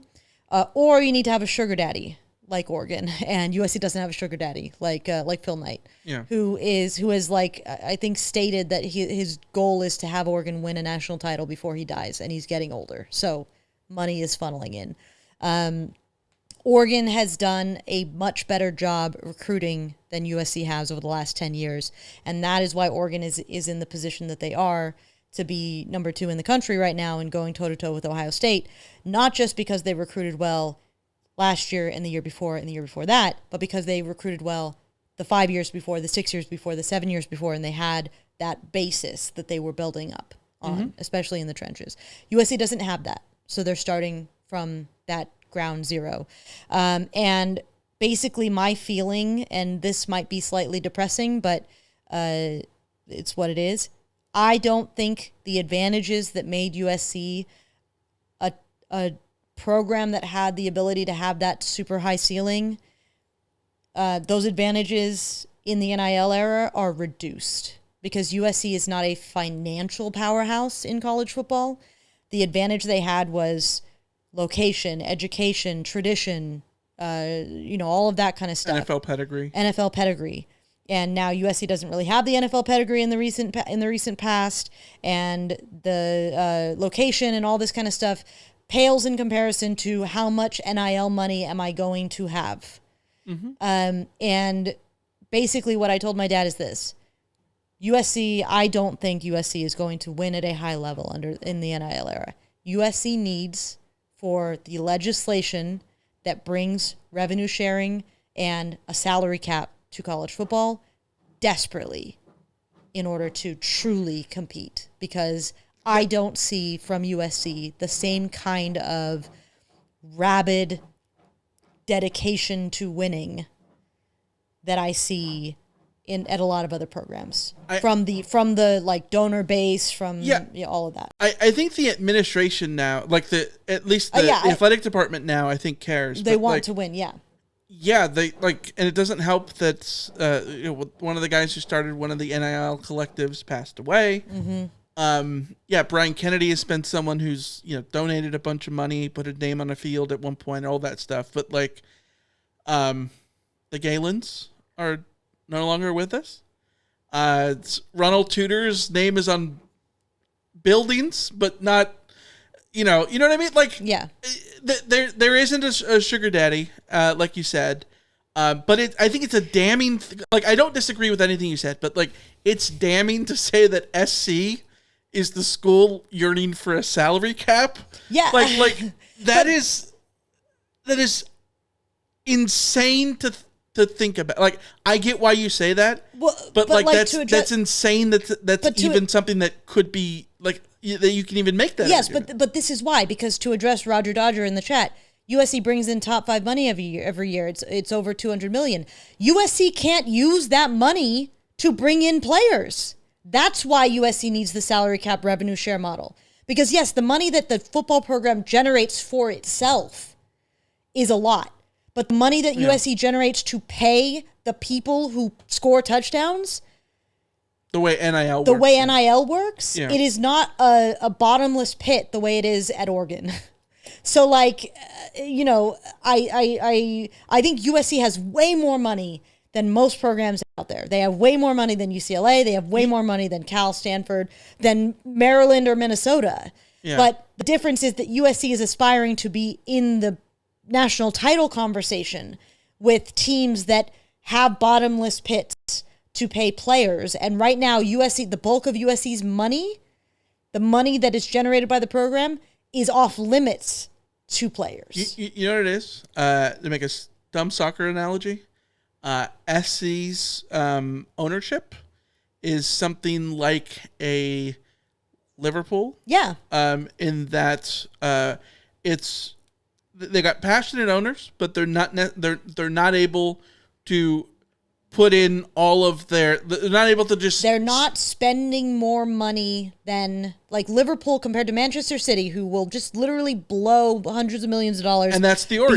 beyond what they bring in, because they are not driven by a profit motive on that. From that sense, like where Liverpool's owners are business people, they're not going to put in more than they get back, I guess is the thing. Roger says, what happened to the SoCal economy? It's not about the economy. I think it's, and this is one of the things that I've been frustrated with attendance too. Yeah. I agree. I think that, every SC game should be sold out. There's 15 million people within a 2-hour drive of the Coliseum. Yeah. You should be able to sell out 7 games a year. I don't see why you can't. But the argument that everybody makes is that there's too much stuff to do in Los Angeles, because unlike Tuscaloosa, SC's not the only show in town. And that doesn't just go for attendance, but it goes for donors too. Like, you talk about, I was, listening to Tunnel Vision this week, right? And they were talking about, there was like a call or something about the BOT, the names on the BOT, Jeannie Buss, right? Yeah. Yeah. Jeannie Buss has got other things to worry about than SC football. Yeah. So, all right. Email from Jason. Jason Alexander, by the way. It's the one. Hi, Alicia and Michael. I just wanted to say that your most recent CarCast was one of your best in a long time, especially Alicia going hard on SC fans. The fact that so many of them do not understand basic nuance and we have such an over-the-top reaction to these losses is proof in my eyes that a large portion of this fan base has never had to deal with any real adversity in their lives. God bless them all for it, but it has gotten really old listening to these fans in the chat or on social media react the way that they do after a loss. I tell them to stop coming to games, but fans don't show up to the Collie anyways. The nuanced take is that and I think most USC fans, underestimated just how thorough a rebuild the entire program needed when Lincoln took over. I estimated how long that could take, and any bad decisions, like Alex Grinch, would set the rebuild back. That being said, I too expected more by year 3.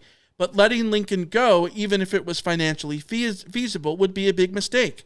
Going into the coaching market in 2021 was enough of a crapshoot. Getting a coach as qualified as Lincoln Riley was astonishing. Who would we get this time around? James Franklin? The coach who, in year 8, needed overtime and a lot of help from the refs to beat Lincoln Riley, the glorified quarterback coach? Of course I'm disappointed in this loss to Penn State and to all the losses this year, but this team is playing their you-know-what's off, and hopefully that will translate into wins soon. They deserve it. Fight on, Jason from Maryland. And yes, I'm going to the game this week. Enjoy the game. Thanks Jason. for writing in, Jason. I hope you enjoy the game. Agree with just about every second of that email. There's a lot of nuance that goes on here, and two things can be true. You can be disappointed with the position that USC is in, and you can also understand that things are never as bad as they seem or as good. Yeah. Famous Lou Holtz quote. Tony says, Michael, Alicia, it's Tony in Denora, PA. I watched your podcast last night. Was that a good Tony impression, by the way? Yes. Cool. I tried. I watched your podcast last night, and I agree with you guys on enjoying the ups and downs of a season. My boy and former coworker who graduated from PSU, we all talk all off-season, checking out recruiting services and now the portal, checking out depth charts of our team, just itching for the season to start. I'm very disappointed in the start we've had, but I'm not going to stop watching this team because of it. College football goes by very fast, and living on the East Coast, I'm faced with realizing that it's winter and the next season is just far away. I'm going to watch the next 6 games and root for them like they're 6-0 instead of 3-3. I've waited too long to give up on the season after 6 games. Fight on, Tony. Yeah, agree. I mean, Tony, you've been with us a long time. Tony was sending in emails. This is Tony from Denora, PA, during the 2021 season. So if we survived that, we will certainly survive this season. Yeah. Email from Brandon. Hey, Rot, good point on the progress bar analysis. I think it harkens back to what Alicia was saying about not having R44, meaning Tyler Warren. We just need more RAM and a better processor in the PC, and all those different progress bars can get to 100% quicker. We don't have enough dudes. Yeah. I think that USC has some dudes, but they are missing dudes in some of the most critical positions on the field. Yeah. That's an issue, yeah. Yeah, they have DDR, but not DDR3. There you go.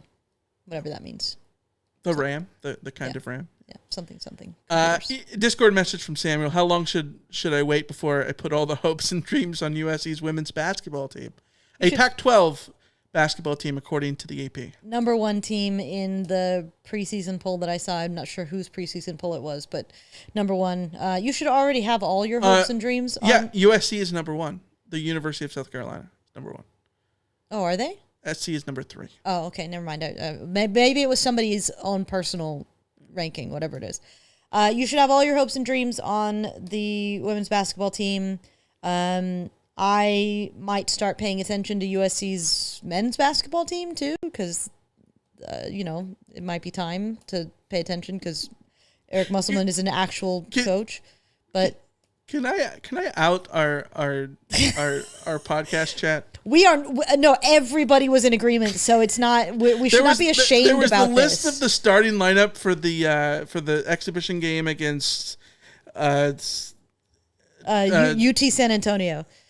Sure. I was thinking it was gonna be DeVry or somebody. No, USC starting lineup for the exhibition versus UT San Antonio. Point guard Desmond Claude, guard St. Thomas, guard Chibuzo Agbo, forward Terrence Williams II, forward Josh Cohen. I sent this to our podcaster group chat, and I said, "This is how disconnected I am from USC basketball this year. I don't recognize a single name here." And then we got a response from one of our friends who maybe I won't name because I don't know. That USC's got a little island on the team. Like, yeah, St. Thomas is an island. He's also a really good basketball player, apparently. Yeah. As long as there's not a little St. James. Yeah. They shot well. They Yeah. It was like the major league thing. Who the F are these guys? Not in a bad way because, it's just a complete. Musselman's rebuilding the program, so it has to be like this. Yeah. None of those players were on last year's team, so Yeah. All right, we got a voicemail. I never do this, but we're gonna play the voicemail raw, right out of Google Voice. Oh God! Because I didn't pull it earlier, so here we go. Let's see if this works. I haven't listened to this, so if there's like F-bombs and calling us names, I apologize. I don't think there is because Darren's awesome. Hey guys, this is Darren from Reno calling in. Hey, I think the most frustrating thing for me is like the fact that USC is 3 plays away from being undefeated is a real thing, and I don't think we can shy away from that, despite all the problems. The frustrating part to me is they're 1 play away from everyone's perspective being different, because had they beat Michigan and got the 4th down stop at the end of the game, then the narrative is, well, this is a 4-2 team that's beat LSU and Michigan, and they had a loss to overtime in Penn State, and you're feeling pretty good about where they are despite the Minnesota loss. Had they beat Minnesota, then you're thinking, well, this is a 4-2 team that beat LSU, won the games they're supposed to win, had a very close loss to Michigan on the road, and lost to Penn State in overtime, and you're still feeling pretty good about that scenario. The third scenario would be you beat Penn State, and you're 4-2. You're feeling excellent because you beat LSU, you beat Penn State. You're probably in the top 15 again. You have a close loss to Michigan. And so the frustrating thing is not, and I heard what Alicia said about USC being just extremely unfortunate.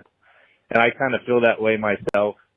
They just can't get a break because 1 play goes their way in any of the 3 losses, and the perspective changes and the narrative's different.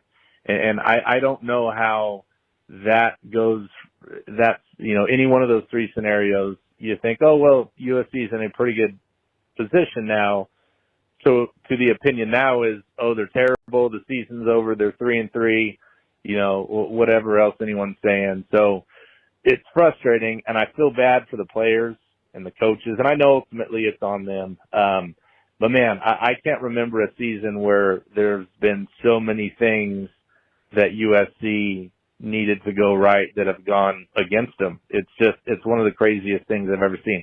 Anyway, fight on. We'll keep fighting, and hopefully they can win out. They're playing good football. They're playing really good football. So we'll see what happens. Thanks, guys. Bye.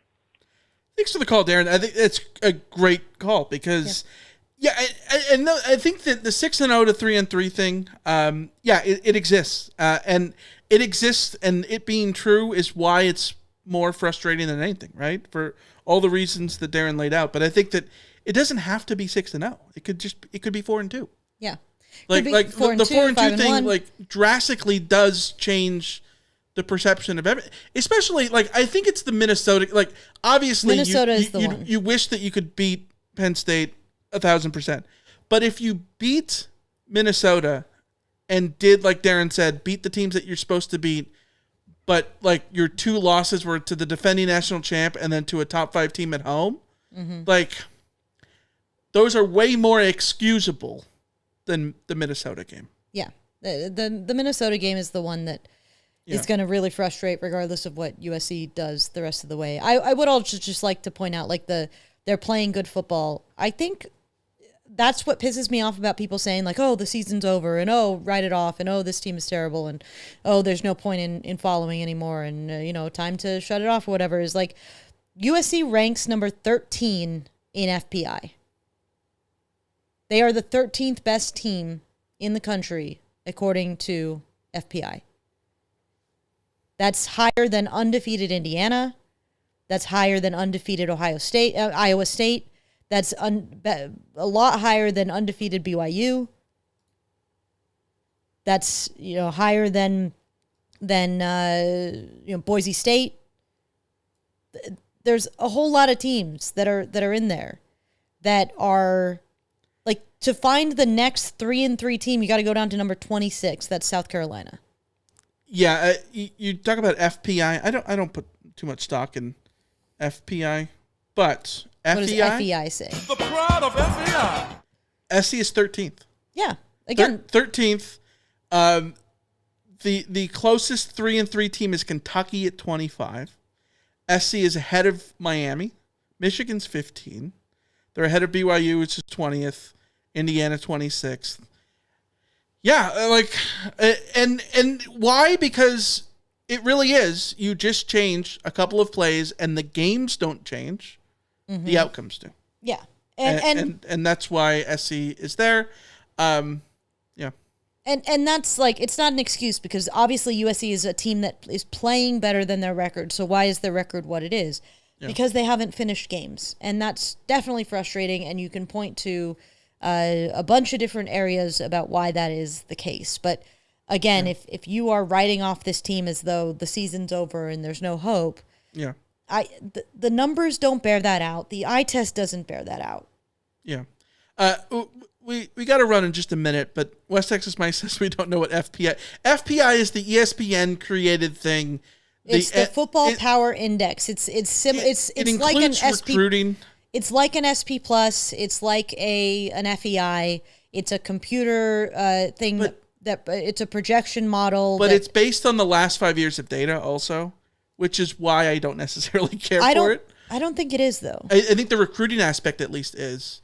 But FEI, according to BCF Toys, the website, FEI are opponent-adjusted possession efficiency data representing the scoring advantage of non-garbage possession a team or unit would expect to have on a neutral field against an average opponent.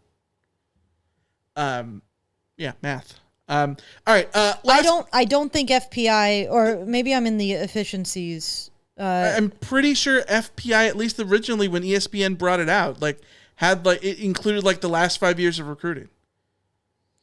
Which I'm not saying that it shouldn't do that, but I don't know that to me has the same issues I have with SP Plus, which is preseason bias. and I don't necessarily care for that.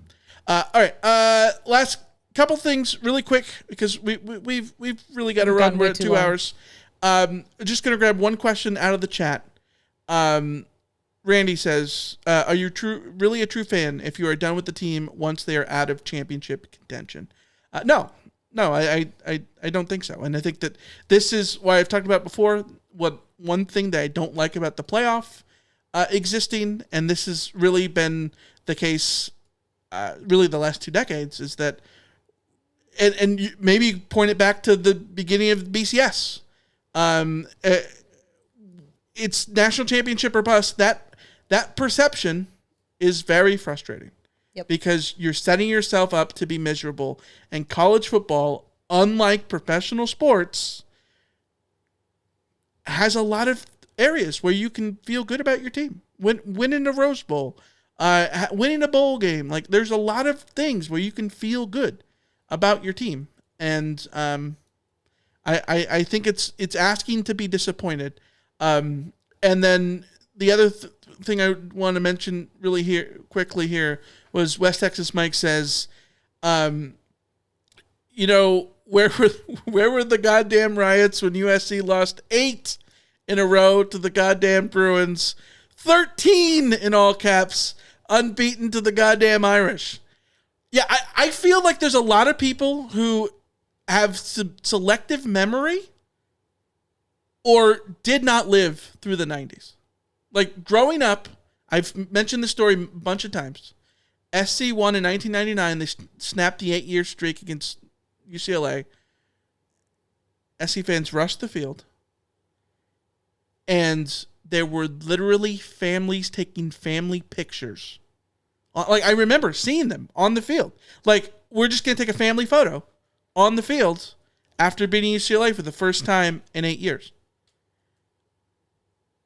That tells you how, like, where the despair was. Like, the SC in 1999 was, like, worlds different. And so, yeah. It could be worse. It could be worse. SC could be 2-4. Woody Marks could have fumbled against LSU. Yeah. You never know.